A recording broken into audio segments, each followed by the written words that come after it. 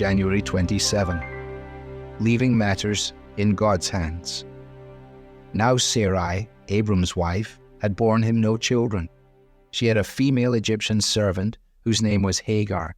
And Sarai said to Abram, "Behold now, the Lord has prevented me from bearing children. Go in to my servant.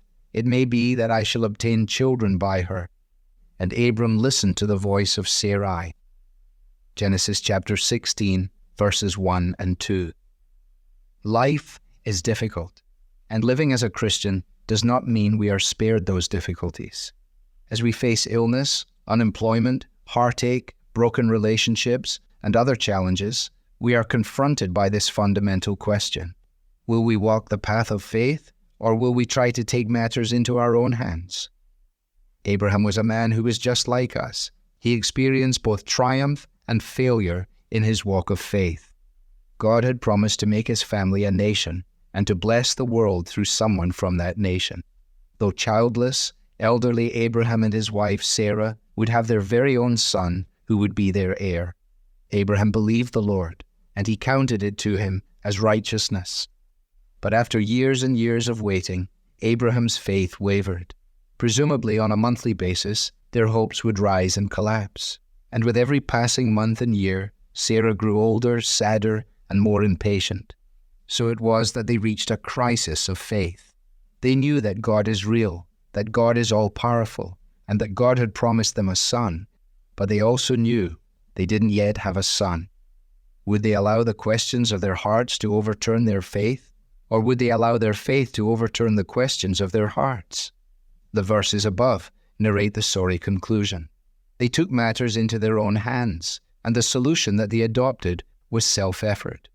In their doubting and despair, Sarah ordered Abraham to sleep with her maidservant Hagar in hopes of bringing about the promised child, and Abraham complied. It was the wrong decision. Doubting that God would keep his promise, they instead sought to bring it about by their own immoral actions. They made their decision based on expediency. They didn't ask, what is right? They asked, what will work? They allowed pragmatism to be their guide over and against faith, and in doing so, they brought about more suffering, more pain, and more heartache for themselves and for Hagar. They thought that intervening would simplify things. Instead, it complicated everything. Whenever we set faith aside and apply self-effort, we complicate our lives. Whenever we seek to take things into our own hands and make our own plans, instead of trusting God to keep his promises, we end up with chaos and heartache. Faith and waiting go hand in hand. Do not lose heart as you sit in life's waiting rooms. It is always right to wait upon God, and it is always right to wait for God.